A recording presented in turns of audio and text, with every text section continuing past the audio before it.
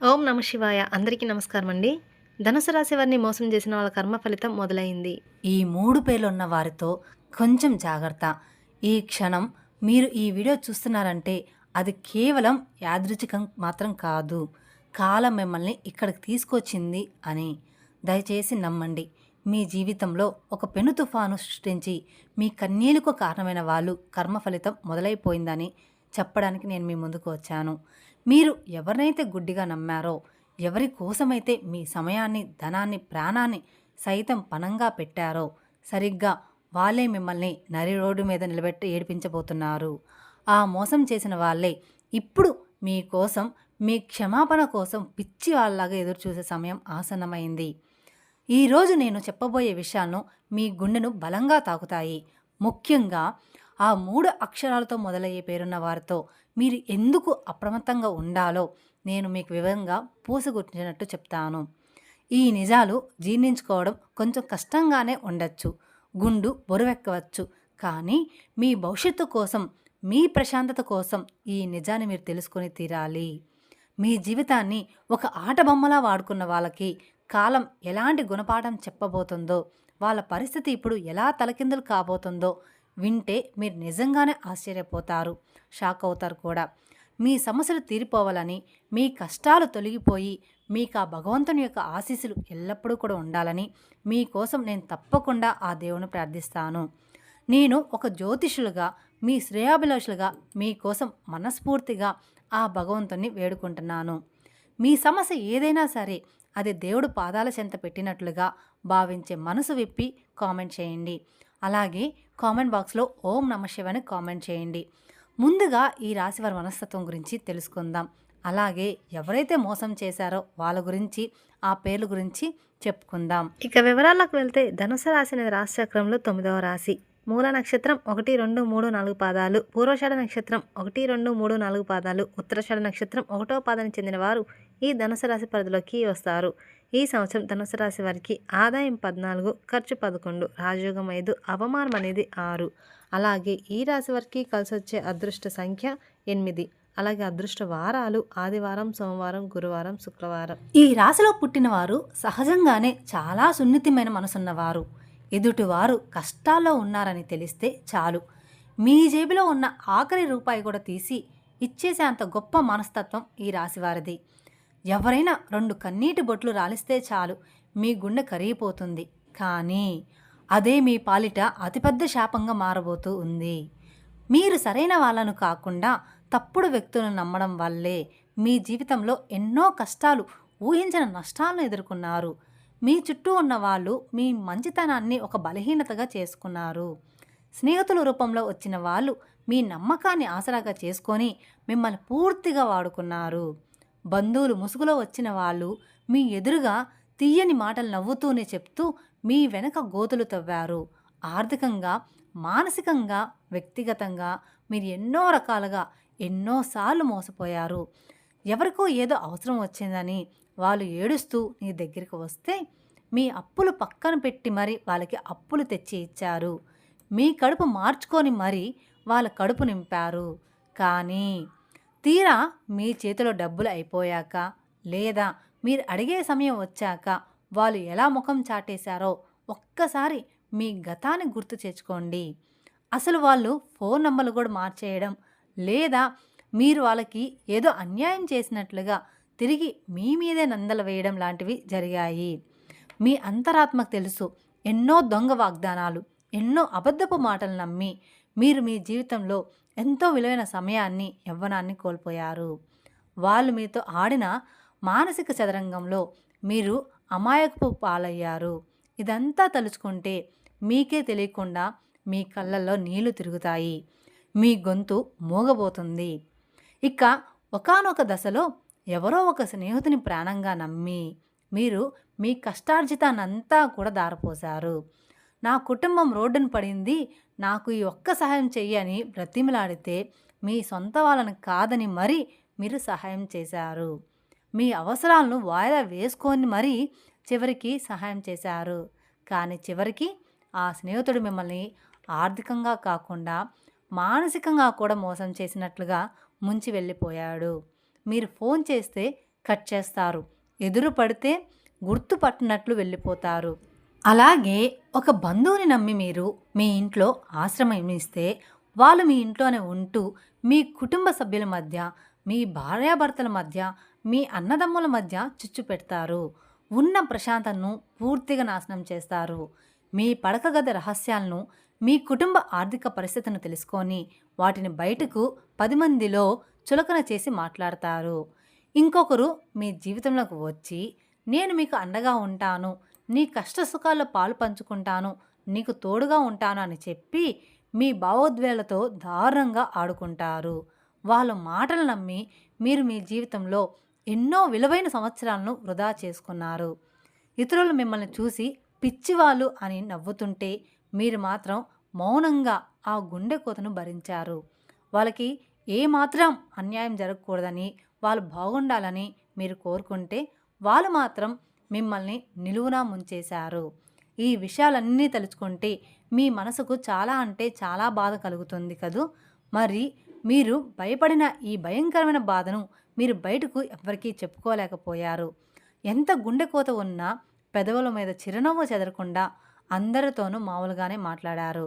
ఆఫీస్లో, ఇంట్లో, పండగల్లో అందరి ముందు నవ్వుతూనే తిరిగారు.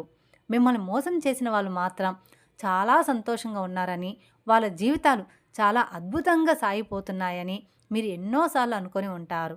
వాళ్ళు అలా కారులో తిరుగుతుంటే, నవ్వుతూ ఫోటోలు పెడుతుంటే చూసి ధర్మం, న్యాయం అసలు ఎక్కడున్నాయి, దేవుడు వీళ్ళని ఎందుకు శిక్షించడం లేదు, నాకెందుకు ఈ కర్మ పట్టింది అని మీరు ఎన్నో నిద్రలేని రాత్రులు గడిపారు.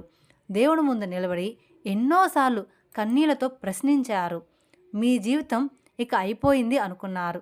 అలాగే ఒక అతి ముఖ్యమైన సత్యాన్ని ఈ రాశివారు మర్చిపోతున్నారు. కర్మ ఎవరిని కూడా ఎప్పటికీ కూడా వదిలిపెట్టదు. కర్మ అనేది దేన్ని కూడా మర్చిపోదు. అది మీరు విసిరిన రాయి లాంటిది కాదు, అది మీరు నాటిన విత్తనం లాంటిది. అది ఎదిగి చెట్టు ఫలాలు ఇవ్వడానికి కొంత సమయం పడుతుంది. అది చాలా నిశ్శబ్దంగా తనని తాను చేసుకుంటూ పోతుంది. ఎప్పుడో ఒకప్పుడు ఎక్కడో ఒక చోట చేసిన తప్పుకు వడ్డీతో సహా మూల్యం చెల్లించుకోక తప్పదు. ఇప్పుడు సరిగ్గా అదే జరుగుతుంది. కాలచక్రం గిర్రున తిరుగుతుంది. నా మాట నమ్మండి, సృష్టిలో మార్పు మొదలైంది. ఒకప్పుడు మిమ్మల్ని చూసి ఎగతాళిగా నవ్విన వాళ్ళు, మిమ్మల్ని అడుగడుగున అవమానించిన వాళ్ళు, మీ అమాయకత్వాన్ని ఆసరాగా చేసుకొని మీ నమ్మకాన్ని బొమ్ము చేసిన వాళ్ళు ఇప్పుడు తీవ్రమైన అశాంతికి గురవుతున్నారు. వాళ్ళకి నిద్ర కరువైంది. వాళ్ళ గుండెల్లో భయం మొదలైంది. మీరు ఇక జీవితంలో ఏమాత్రం కోల్కేరని, మీరెప్పటికీ వాళ్ళ ముందు ఓడిపోయిన వాడిలాగే తల వంచుకునే ఉంటారని వాళ్ళు అహంకారంతో అనుకుంటూ ఉన్నారు. కానీ మీరు ఆ బూడిదలో నుంచి ఫినిక్స్ పక్షిలాగా పైకి లేవడం, మీ జీవితం మీరు మళ్ళీ నిర్మించుకోవడం చూసి వాళ్ళకి ముచ్చమట్లు పడుతున్నాయి. వాళ్ళు పునాదులు కదులుతున్నాయి. ఎవరు ఈ వ్యక్తులు, ఎందుకు వీళ్ళు ఇప్పుడు మీకోసం ఎదురు చూస్తున్నారు, అసలు ఏ కర్మ వీళ్ళని ఇప్పుడు వెంటాడుతుంది, ఆ 3 పేర్లు ఏమిటి? కానీ మీరు కాస్త ఓపిక పట్టాలి. ఎందుకంటే ఈ సత్యాలు మీరు నెమ్మదిగా లోతుగా అర్థం చేసుకోవాలి. కాలం మారుతుందని నేను గట్టిగా ఎందుకు అంటున్నాను అంటే, మీ జీవితంలోకి మళ్ళీ ఆ పాత వ్యక్తులు రావాలని విపరీతంగా చూస్తున్నారు. వాళ్ళకి బయట ప్రపంచం ఎలాంటిదో, స్వార్థం అంటే ఏంటో ఇప్పుడు స్పష్టంగా అర్థమవుతుంది. మిమ్మల్ని మోసం చేసి వాళ్ళు ఎంత పెద్ద తప్పు చేశారో, ఎంత గొప్ప వ్యక్తిని కోల్పోయారో వాళ్ళకిప్పుడు తెలిసి వస్తుంది. కర్మ తన అసలైన పత్రభాన్ని చూపించడం మొదలుపెట్టింది. ఇప్పుడు వాళ్ళ జీవితంలో ఊహించిన సమస్యలు, ఆర్థిక నష్టాలు, ఆరోగ్య సమస్యలు చుట్టుముడుతున్నాయి. ఒకప్పుడు వాళ్ళు ఎవరినైతే గుడ్డిగా నమ్మి మిమ్మల్ని వదిలేశారో, మీ మీద నిందలు వేశారో, ఇప్పుడు సరిగ్గా వాళ్ళే వీళ్ళను దారుణంగా మోసం చేస్తున్నారు. అందుకే వాళ్ళకిప్పుడు మీ విలువ, మీ మంచితనం అర్థమవుతుంది.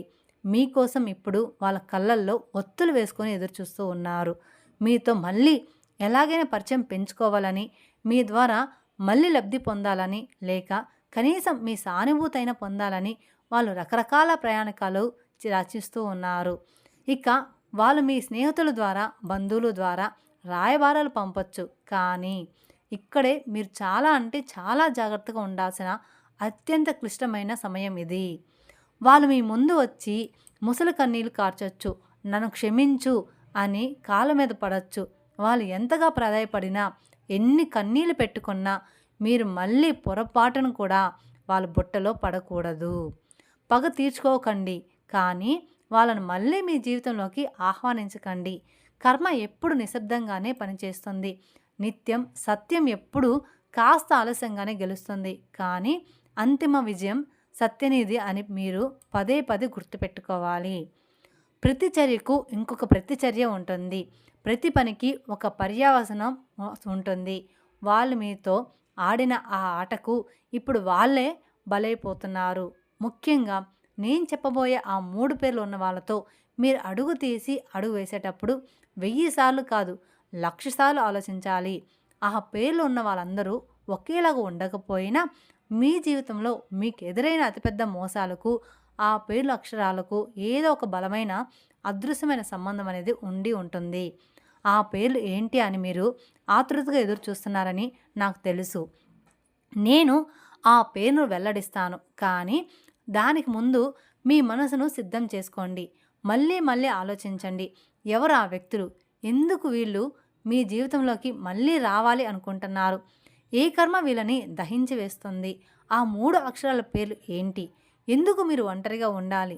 మీరు మీ జీవితంలో ఎన్నోసార్లు మీ మనసు మాట వినకుండా మీ అంతరాట ఘోషాన్ని సరే ఇతరుల మాట విని మోసపోయారు. ఎవరైనా మీకు సలహా ఇస్తే అది నిజమేనేమో అని గుడ్డిగా నమ్మేస్తారు. వాళ్ళ మాయ మాటలకు పడిపోయారు. కానీ ఇప్పుడు ఆ పరిస్థితి పూర్తిగా మారాలి. మీరు ఎవరిని నమ్మాలో, ఎవరిని మీ దరిదాపుల్లో కూడా రానివ్వకూడదో మీకు స్పష్టంగా తెలియాలి.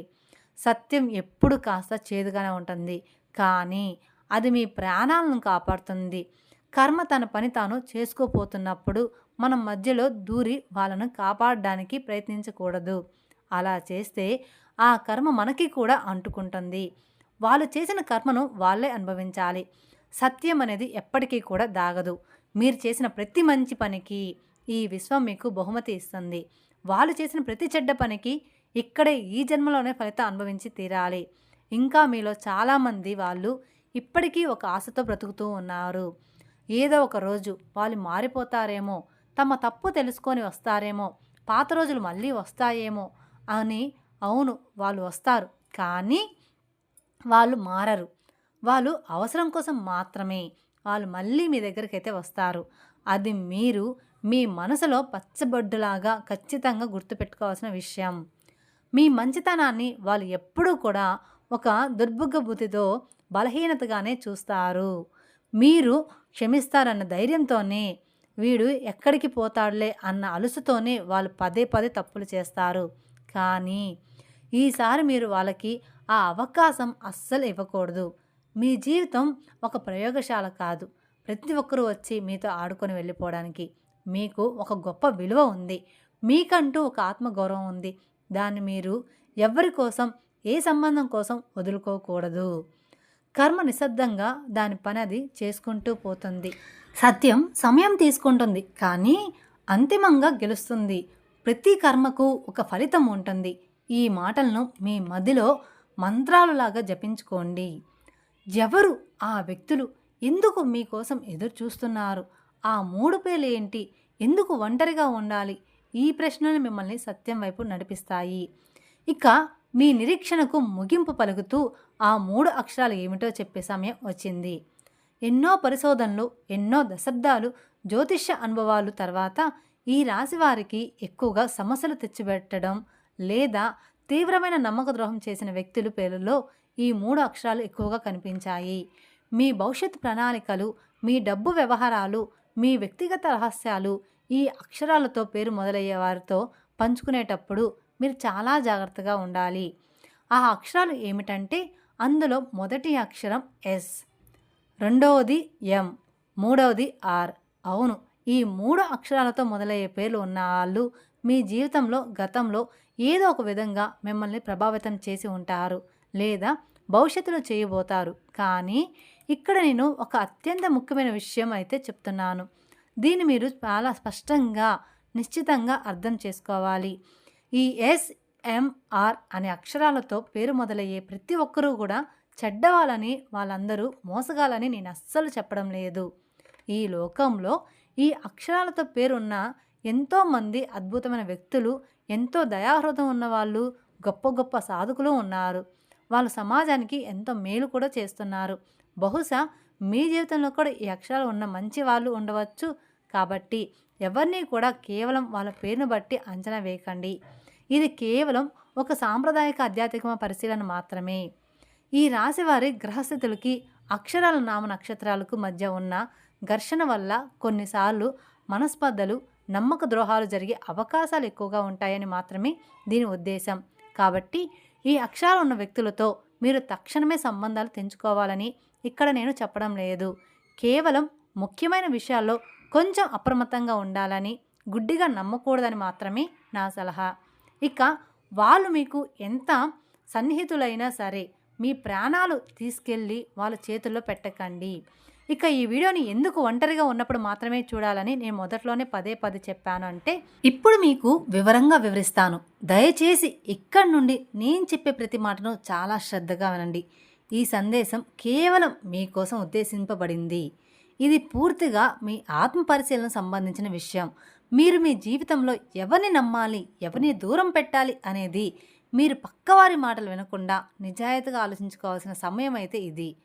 మీరు ఇతరులతో ఉన్నప్పుడు వాళ్ళ ఆలోచనలు, వాళ్ళ మాటలు, వాళ్ళ భావోద్వేగాలు మీ నిర్ణయాలను ఖచ్చితంగా ప్రభావితమైతే చేస్తాయి. కానీ మీరు ఒంటరిగా ఉన్నప్పుడు మాత్రమే మీకు సంపూర్ణమైన మానసిక స్పష్టత వస్తుందని శబ్దంలోనే మీ అంతరాత్మ వాయిస్ మీకు స్పష్టంగా వినిపిస్తుంది. మీ జీవితానికి సంబంధించిన అతి ముఖ్యమైన నిర్ణయాలు ఇతరుల ప్రభావం ఏమాత్రం లేకుండా మీరే సొంతంగా తీసుకోవాలి. అందుకే ఒంటరిగా ఉన్నప్పుడు ఈ విషయాలు వింటే మీరు మీ గతాన్ని తప్పు పట్టకుండా భవిష్యత్తును సర్దిద్దుకునే అద్భుతమైన అవకాశం ఉంటుంది. ఈ ఆత్మ పరిశీలన కోసం మీరు చేయవలసిన ఒక అద్భుతమైన శక్తివంతమైన ప్రక్రియను నేను ఇప్పుడు మీకు చెప్తాను. ఇది ఎలాంటి పూజ కాదు, నల్లమందు కాదు, మంత్రతంత్రాలు కూడా కాదు, బయట పెట్టే ఆచారాలు కాదు. దీనికి ₹1 కూడా ఖర్చు కాదు. ఇది కేవలం మీ మానసిక వికాసానికి, మీ మనశ్శాంతికి, మీ ఉన్నత సంబంధించిన ఒక స్వచ్ఛమైన ఆధ్యాత్మిక మార్గదర్శకత్వంలో, ఒక ప్రశాంతమైన సమయంలో, ఇంట్లో ఎవ్వరిని మిమ్మల్ని డిస్టర్బ్ చేయని చోట టీవీలు, ఫోన్లు కట్టేసి ఒంటరిగా కూర్చోండి. ఒక శుభ్రమైన తెల్లటి కాగితం, ఒక పెన్ను తీసుకోండి. కళ్ళు మూసుకొని ఒక 12 నిమిషాలు మీ శ్వాస మీద ధ్యాస పెట్టి మీ ఇష్టదైవాన్ని లేదా మీ అనంతమైన విశ్వాన్ని ప్రార్థించండి. మీ మనసులోని ఆలోచనలన్నీ శాంతించే వరకు అలానే కూర్చోండి. ఆ తర్వాత నెమ్మదిగా కళ్ళు తెరిచి మీ జీవితంలో మీరు ప్రశాంతత అత్యంత ఎక్కువగా నమ్మే వ్యక్తుల పేరును ఆ తెల్ల కాగితం మీద రాయండి. వాళ్ళు ఎవరైనా కావచ్చు, మీ కన్న తల్లిదండ్రులు, తోబుట్టువులు, ప్రాణ స్నేహితులు, బంధువులు లేదా మీ భాగస్వామి కావచ్చు. ఆ పేర్లు పక్కన వాళ్ళని మీరు ఎందుకు అంతగా నమ్ముతున్నారో దానికి గల కారణమైన బలమైన కారణాలు కూడా రాయండి. వాళ్ళ గతంలో మీరు కష్టాల్లో ఉన్నప్పుడు మీకు నిజంగా అండగా నిలబడ్డారా, లేక వాళ్ళ మాటలు బాగుంటాయని వాళ్ళు తీగా మాట్లాడతారని నమ్ముతున్నారా అని మిమ్మల్ని మీరు నిజాయితీగా ప్రశ్నించుకొని విశ్లేషించుకోండి. ఏమాత్రం పక్షపాతం లేకుండా రాయండి. ఆ తర్వాత అదే కాగితం కింద భాగంలో మీ జీవితంలో మిమ్మల్ని పదే నిరాశపరిచిన, మీకు పదే కన్నీళ్లు మిగిల్చిన వాళ్ళ పేర్లు కూడా రాయండి. వాళ్ళు మిమ్మల్ని ఎలా మోసం చేశారు, ఏ విషయంలో మీ నమ్మకాన్ని వమ్ము చేశారు, మీ డబ్బు తీసుకొని ఎగ్గొట్టారా, మీ ప్రేమను వాడుకొని వదిలేశారా, మీ రహస్యాలను బయట పెట్టారా అనేది కూడా స్పష్టంగా రాయండి. ఇప్పుడు ఈ 2 జాబితాలను కల్లారా చాలా జాగ్రత్తగా పరిశీలించండి. ఇప్పుడు మీకు ఒక ఆశ్చర్యకరమైన నిజం తెలుస్తుంది. మీరు ఎవరినైతే గుడ్డిగా ప్రాణంగా నమ్మారో వాళ్ళే మిమ్మల్ని ఎక్కువసార్లు బాధ పెట్టి ఉంటారు. ఇప్పుడు మీరు మీకంటూ కొన్ని కఠినమైన హద్దులు, బౌండరీస్ నిర్ణయించుకోవాల్సిన సమయం ఆసన్నమైంది. వాళ్ళని మనస్ఫూర్తిగా క్షమించండి. మీ మనసులో ఉన్న భారాన్ని దించుకోండి. కానీ వాళ్ళు చేసిన మోసాన్ని, ఆ చేదు అనుభవాన్ని మాత్రం ఎప్పటికీ కూడా మర్చిపోకండి.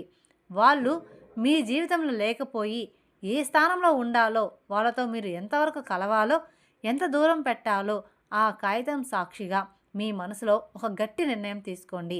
ఆ కాగితాన్ని ఆ తర్వాత ఎవరికీ కూడా కనిపించకుండా చిన్న చిన్న ముక్కలుగా చింపేసి చెత్తబుట్టలో వేసేయండి.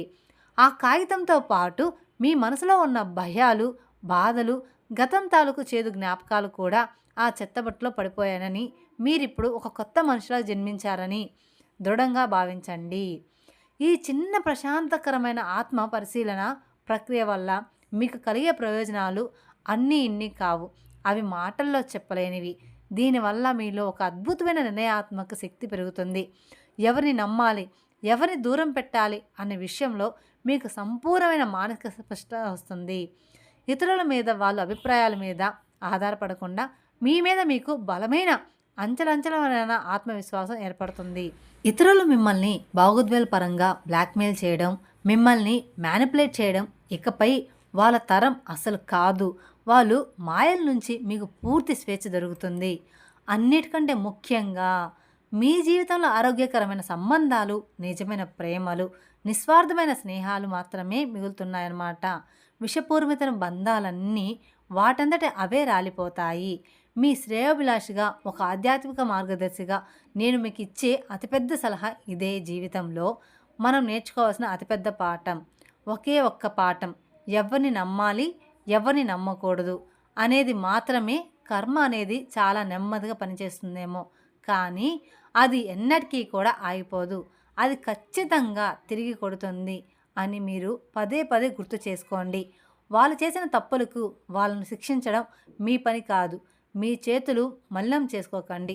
ఆ బాధ్యత కర్మకు వదిలేసేయండి. కాలమే వారికి తగిన గుణపాఠం చెప్తుంది. మీ నిజమైన బలం మీరు చూపించే కోపంలోనూ, అరిచే మాటల్లోనూ, పగలోనూ లేదు. మీలో ఉన్న జ్ఞానంలో, మీరు నేర్చుకున్న పాఠల్లో, మీరు మౌనంగా సాధించే ప్రగతిలో ఉంటుంది. పగ తీర్చుకోవాలని ఆలోచించడం కంటే ఆ పరిస్థితి నుంచి ఎటుకు నేర్చుకోవాలి, మిమ్మల్ని మీరు అభివృద్ధి చేసుకొని వాళ్ళ ఊహకు కూడా అందని స్థాయికి ఎదగడమే మీ నిజమైన గెలుపు. ఈ అద్భుతమైన సత్యాన్ని మీ మనసులో లోతుగా నాటుకునేలాగా చేసుకోండి. ఈ విషయం తెలిసాక చాలామంది షాక్ అవుతారు. కాబట్టి ఈ వీడియోని అస్సలు మిస్ కాకండి. చివరగా కింద కామెంట్ బాక్స్లో ఓం నమః శివాయ కామెంట్ చేయండి. ఈ వీడియో కనుక మీకు నచ్చినట్లయితే మరికొందరికి షేర్ చేయండి. అలాగే మొదటిసారి మీరు మా ఛానల్ చూస్తున్నట్టయితే మా ఛానల్ సబ్స్క్రైబ్ చేసుకొని నన్ను సపోర్ట్ చేయండి. మరిన్ని అప్డేట్స్ కోసం పక్కన ఉన్న బెల్ ఐకాన్ ప్రెస్ చేస్తే మా వీడియోస్ మొత్తం మీకు నోటిఫికేషన్ ద్వారా అందుతాయి. Thank you.